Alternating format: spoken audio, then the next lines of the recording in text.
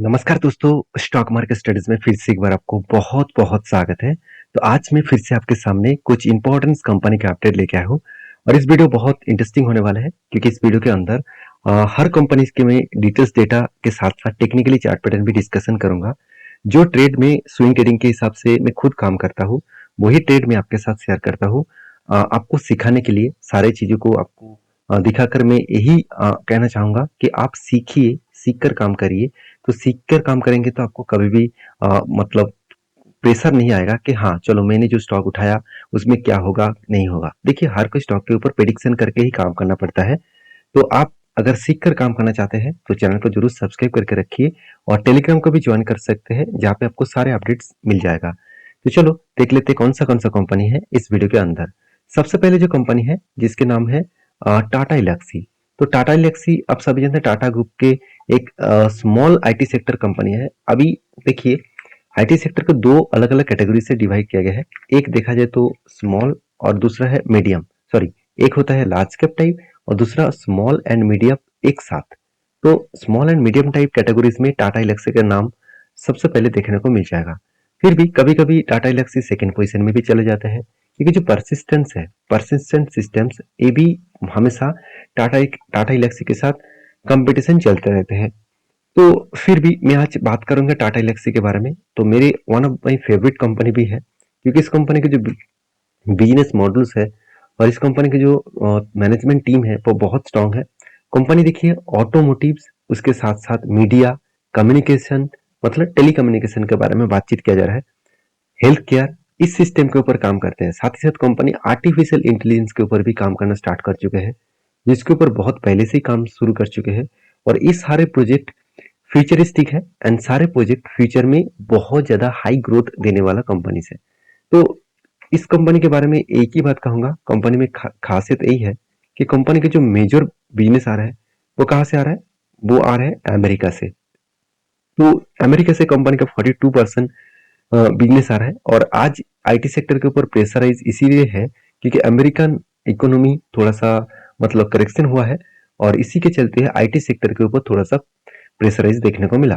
तो क्या कंपनी बर्बाद हो गया, कंपनी में कुछ प्रॉब्लम्स है? बिल्कुल नहीं, कंपनी कंटिन्यूसली खुद को सारे रिपोर्ट के हिसाब से प्रेजेंट कर रहा है। जैसे आरओसी आरओई बेस्ड है और पी रेशियो थोड़ा सा हाई है, इंडस्ट्रीज पी रेशियो डबल है, तो थोड़ा सा ओवर वैल्यूड कंपनी में जरूर कहूंगा।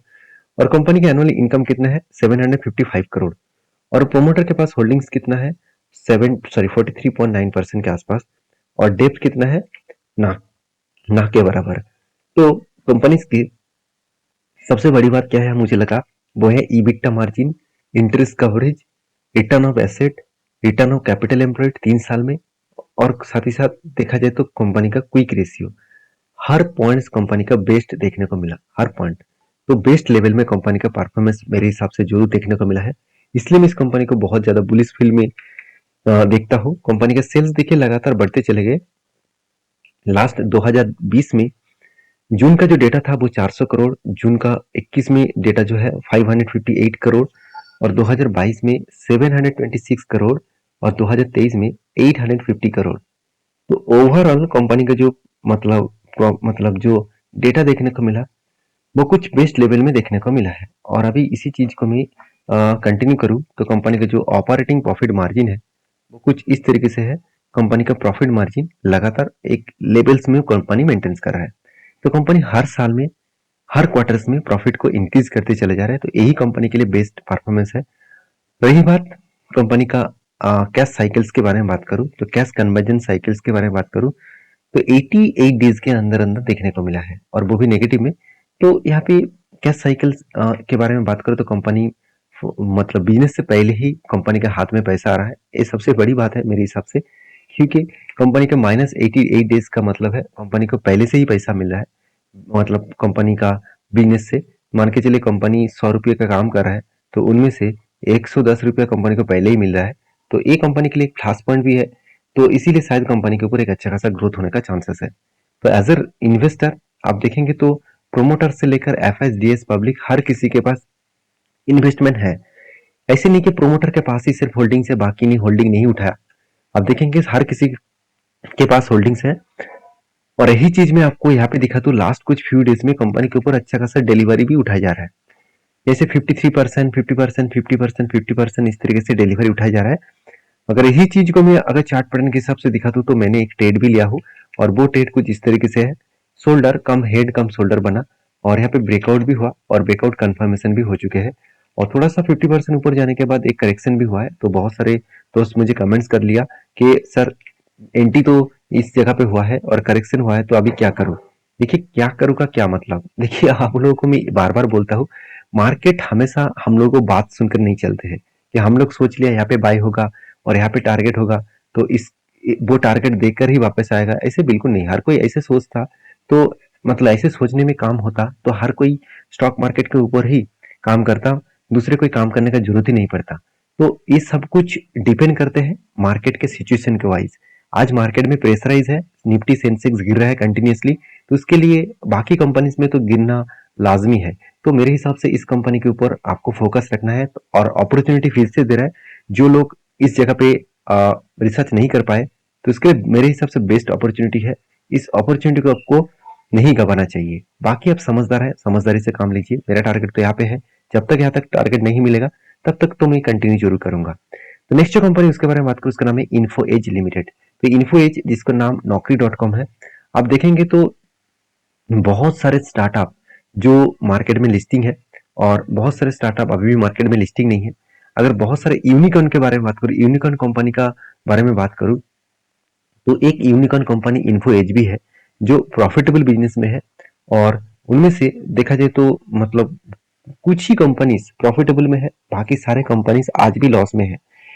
तो मैं इन्फो एज के ऊपर बहुत बुलिश हूँ क्योंकि कंपनीज के ऊपर बिजनेस मॉडल बहुत अलग लेवल में सोच के रखा है। कंपनी खुद की जो प्लेटफॉर्म है उस प्लेटफॉर्म से तो पैसा कमा ही रही है, साथ ही साथ अलग अलग प्लेटफॉर्म के ऊपर कंपनी बिजनेस भी स्टार्ट किया है और उस बिजनेस में कंपनी अच्छा खासा ग्रोथ भी कंटिन्यू कर रहा है। हाँ इस बार मतलब पिछली बार कंपनी में एक मतलब एक्स्ट्रा जो इनकम है वो नेगेटिव में चला गया था, उसके पीछे कारण भी है। आप देखेंगे कंपनी का खुद का जो सेल्स है वो कंटिन्यू इंक्रीज हो रहा है, ऐसे नहीं कि सेल्स में गड़बड़ी है, सेल्स तो ठीक है, एक्सपेंस भी कंपनी कंट्रोल में रखे, उसके बाद नेट ऑपरेटिंग प्रॉफिट मार्जिन भी पॉजिटिव में है। तो यहाँ पे कुछ पॉइंट ऑफ व्यू से देखा तो हर दिशा में पॉजिटिव देखने को मिला। और एक चीज मैं जरूर कहूंगा, कंपनीज के जो नेट प्रॉफिट है, नेट प्रॉफिट के बारे में बात करूं तो नेट प्रॉफिट कुछ इस तरीके से देखने को मिला 94 और देखिए और 300, 600, 300, 100। इसका मतलब कभी कभी प्रॉफिट ज्यादा कभी कभी प्रॉफिट कम। इस प्रॉफिट ज्यादा कम के पीछे एक ही कारण है, वही कंपनी का आदर्श इनकम। जैसे देखेंगे तो पिछले लास्ट कुछ क्वार्टर्स में कंपनी के ऊपर सेल नेगेटिव में था, मत सॉरी अदर्स इनकम नेगेटिव में था, जिसके चलते कंपनी का प्रॉफिट नेगेटिव में चला गया। तो इस बात को आपको याद रखना है कि कंपनी में थोड़ा सा प्रेशराइज तो हमेशा आते ही रहते हैं और कभी कभी प्लस पॉइंट भी आते हैं क्योंकि कंपनी का जो आदर्स बिजनेस है उस बिजनेस में कभी कभी प्रॉफिट होता है, कभी कभी लॉसेस भी देखने को मिलता है। तो मेरे कहने का मतलब है कि कंपनीज के ऊपर जो डेटा देखने को मिला वो डेटा कुछ इस तरीके से रिप्रेजेंट यहाँ पे कर रहा है। तो कंपनीज की जो कैश फ्लो है उसके बारे में बात करें तो कंपनी के cash flow, cash from operating activities, तो यहाँ पे कंपनीज के ऊपर पॉजिटिविटी देखने को मिला। और उसके साथ साथ कंपनी यहाँ पे देखिए फिक्स एसेट को जो परचेज किया, इस बार कंपनी 128 करोड़ के आसपास फिक्स एसेट को परचेज किया। और रही बात कंपनी के बोरिंग्स का, कंपनी ने 1 रुपया भी कर्जे के हिसाब से नहीं उठाया। हाँ 1 रुपया मेरा कहना गलत होगा, यहाँ पे आप कहेंगे सर 2 करोड़ तो कर्जा उठाया है। देखिए मतलब इतनी बड़ी कंपनी में 2 करोड़ का कर्जा ना के बराबर ही मान लेना चाहिए क्योंकि 100 रुपीज में अगर आपका मतलब 2 पैसा सॉरी 20 पैसे अगर खो जाए तो क्या आपको फर्क पड़ेगा? बिल्कुल नहीं। उसी तरीके से सिचुएशन यहाँ पे देखने को मिला है। और कंपनी देखिए पिछले बार जो कर्जा लिया था उसको रीपेमेंट भी किया, इस बार जो कर्जा लिया मुझे लगता है नेक्स्ट ईयर में वो रीपेमेंट भी कर भी देंगे। तो यहाँ पे क्वेश्चन मार्क आता है कि सर इस तरीके से इतने बड़े कंपनी के ऊपर ये छोटे मोटे 1-2 करोड़ का कर्जा क्यों लिया जाता है? देखिए यहाँ पे इस चीज को आप कर्जे के हिसाब से मत देखिए। कभी कभी क्या होता है ना, मान के चलिए उसी कुछ बिजनेस के लिए मतलब उस टाइम हाथ में पैसा तो था मगर मान के चलिए इंस्टेंट नहीं पैसा देना पड़ रहा था, तो इसलिए किसी के पास से कर्जा लिया, किसी से मतलब इंस्टीट्यूशन से, किसी बैंकिंग से, किसी किसी फाइनेंस जगह से वो कर्जा लेकर वो उस काम को कर चुके थे और वही पैसा वो कर्जे के हिसाब से दिखा रहा है जो मतलब नेक्स्ट मंथ में नेक्स्ट कुछ डे में वो कर्जा को मिटा भी दे रहा है। तो वो यहाँ पे खाते में तो दिखने को लगेगा। तो एज ए इन्वेस्टर और सॉरी, उससे पहले देखिए कैश कन्वर्जन साइकिल्स के बारे में बात करूँ तो मुझे इस कंपनी का कैश कन्वर्जन साइकिल्स मुझे बेस्ट लगा। हर 2 दिन में कंपनी के हाथ में पैसा आ रहा है, मतलब कंपनी जो पैसा इन्वेस्ट कर रहा है 2 दिन में घूम फिर कर उसके हाथ में पैसा आ रहा है, तो ये मेरे लिए एक बेस्ट पॉइंट देखने को मिला। और रही बात एज ए इन्वेस्टर, प्रोमोटर से लेकर एफएसडीएस पब्लिक हर किसी ने निवेश करके रखा, और मैं भी इस कंपनी के ऊपर जरूर कंटिन्यू करूंगा क्योंकि इस कंपनी के ऊपर स्टेबिलिटी और स्ट्रेंथ फ्यूचर के लिए बेस्ट है। तो मेरे हिसाब से इस कंपनी के ऊपर फोकस रखना चाहिए। बाकी देखिए इस कंपनी के ऊपर एज ए चार्ट पैटर्न के हिसाब से तो एक शानदार तरीके से चार्ट पैटर्न क्रिएट हुआ, एक शोल्डर कम हेड कम शोल्डर बना, और मैं इंतजार कर रहा हूँ इस शोल्डर को जब ब्रेकआउट करेगा तो एक बड़ा सा मोमेंटम आएगा, उस मोमेंटम को मैं जरूर ट्रेड करूंगा। तो मैंने आपको ये भी मेंशन किया था, एक रेजिस्टेंस यहाँ पे फेस कर रहा था और उसके बाद ब्रेकआउट भी हुआ, और इस ब्रेकआउट के बाद मैंने यहाँ पे एंट्री लिया था और मेरा टारगेट यहाँ तक था, तो इजीली एक छोटे क्वांटिटी के साथ ट्रेड किया था, क्योंकि इस तरीके से पैटर्न्स में मैं छोटे क्वांटिटी के साथ ट्रेड करता हूँ। जब कप विथ हैंडल पैटर्न्स बनता है, reversal head and shoulder pattern बनता है, तो वहाँ पे मैं अच्छा खासा क्वांटिटी ऐड कर लेता हूँ। तो बाकी इस कंपनी के ऊपर आपके क्या राय है मुझे जरूर कमेंट्स करके बताना, और वीडियो अगर अच्छा लग रहा है तो प्लीज एक लाइक करना, और मेक श्योर अपने चैनल को सब्सक्राइब करके रखे हैं, अगर नहीं किया है तो प्लीज फटाफट सब्सक्राइब कर लीजिए। देखिए सब्सक्राइब आपके शायद इस वीडियो में आपको फ्री में देखने को मिल रहा है, यही सोच रहे हैं कि मुझे सिर्फ यूट्यूब में ही सब कुछ मिल रहा है।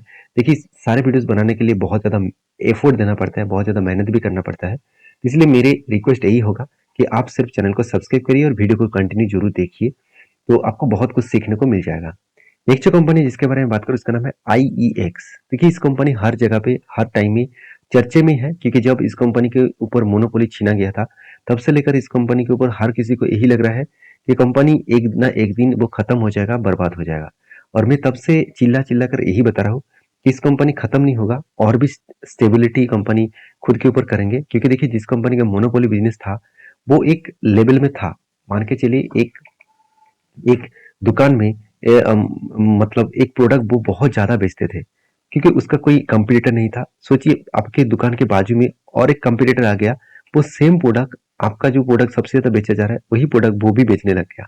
तो इस आपका जो मोनोपोली बिजनेस था वो क्या खत्म हो जाएगा? बिल्कुल नहीं। मतलब मोनोपोली तो खत्म हो गया, मगर क्या आपका सेल डाउन हो जाएगा? बिल्कुल नहीं। तो सेल्स थोड़ा सा कम हो सकते हैं, तो इसीलिए मैं IEX के ऊपर बुलिश इसीलिए हूँ क्योंकि कंपनी की जो परफॉर्मेंस है आपको हर दिशा में पॉजिटिव दिखेगा। डेप्थ जीरो है, इनकम है, हाथ में मतलब कैश नेगेटिव है। कैश नेगेटिव होने का मतलब क्या है? बहुत सारे लोग यहाँ पे भी कंफ्यूजन हो जाते हैं कि कैश नेगेटिव है मतलब कंपनी बेकार हो गया।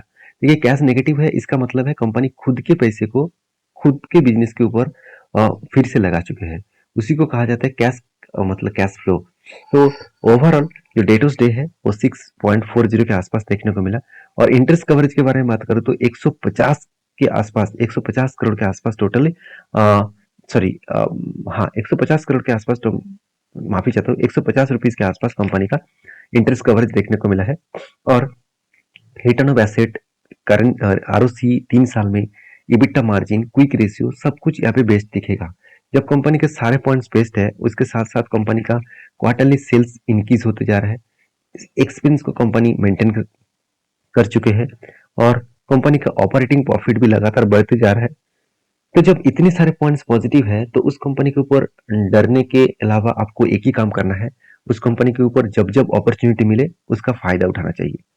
क्योंकि देखिए इस कंपनी का सबसे बेस्ट पॉइंट मुझे क्या लगा आप जानते हैं?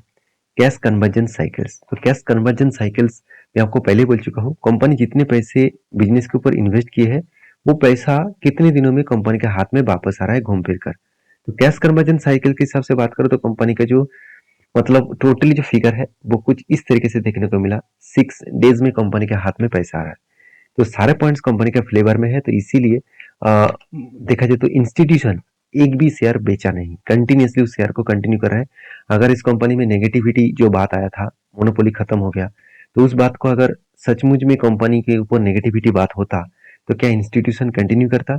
6% से होल्डिंग बढ़ाकर 17% करता, और DS 7.5% से बढ़ाकर 21% करता? बिल्कुल नहीं। तो इस बात को समझना चाहिए लोगों को। बात देखकर मतलब न्यूज़ देखकर ऐसे मत करिए कि हाँ चलो कंपनी बर्बाद हो जाएगा, मैं भी बेच दूंगा, मैं भी यहाँ से कभी बाय नहीं करूंगा। ऐसे करेंगे तो आपको कोई भी कंपनी नहीं मिलेगा। आज देख सकते हैं डेल्टा कॉप, जिसके ऊपर जितना कंपनी का मार्केट कैप है, डेल्टा कॉप के ऊपर जितने कंपनी का मार्केट कैप है उससे 3 गुना ज्यादा उसके ऊपर GST चार्जेस लगाया गया है। तो सोचिए वो कंपनी कहाँ से देंगे? कंपनी का मार्केट कैप मान के चलिए 100 रुपीज, और उसको मान के चलिए कंपनी का टोटल मार्केट कैप 100 रुपीस है और उसको बोला जा रहा है कि तुमको 300 रुपीस का जीएसटी देना पड़ेगा, तो कहाँ से देंगे? तो आपको ये बात समझना पड़ेगा। तो इसलिए कंपनी आज बर्बाद हो रहा है, कंपनी आज खत्म हो रहा है। तो इसलिए हमेशा अपडेट होना चाहिए कंपनी के ऊपर। ऐसे नहीं किसी कंपनी के ऊपर निवेश किया और आंख बंद कर सो गया, तो इसमें आपको प्रॉफिट नहीं लॉसेस होने का चांसेस रहेगा। हाँ, आप लार्ज कैप ब्लू चिप पे कंपनीज के ऊपर इस तरीके से काम कर सकते हैं। छोटे कंपनी के ऊपर काम करने के लिए आपको थोड़ा सा हमेशा एग्रेसिव होना चाहिए। एक लास्ट जो कंपनी है जिसके बारे में बात करूं उसका नाम है थीमेस मेडिकेयर, जो एक फार्मास्यूटिकल कंपनी है। इस कंपनी के ऊपर एक अच्छा खासा लॉन्ग जर्नी धमाका देखने को मिला है और अच्छा खासा एक रिटर्न जनरेट करने के बाद बोर्ड ने एक अनाउंसमेंट भी किया, और वो अनाउंसमेंट क्या है, वो है स्प्लिट का। कंपनी 10 तारीख को, अक्टूबर के 10 तारीख को आपको हर एक शेयर में 10 शेयर बोनस के हिसाब से देने वाला है, सॉरी स्प्लिट के हिसाब से देने वाला है, क्योंकि कंपनी स्प्लिट करने वाला है। और खुद का जो फेस वैल्यू 10 रुपया था वो उसको 1 रुपया करने वाला है। तो हर एक शेयर में आपको 10 शेयर मिलेगा। तो इस डेट को याद रखना, अगर इस कंपनी के ऊपर आपको बोनस पाना चाहिए, मतलब बोनस आप चाहते हैं, तो इस डेट से पहले आपको निवेश करना होगा। तो मैं रिक्वेस्ट करूंगा इस तरीके से कंपनी के ऊपर सोच समझकर स्टडी करके काम करिएगा, क्योंकि बोनस के चक्कर में किसी भी कंपनी के ऊपर निवेश मत करिएगा, क्योंकि उस कंपनी के ऊपर बिजनेस मॉडल अगर आपको समझ में नहीं आ रहा है तो उस कंपनी के ऊपर निवेश करके आप फंस सकते हैं। बाकी आप समझदार हैं, समझदारी से काम लीजिए।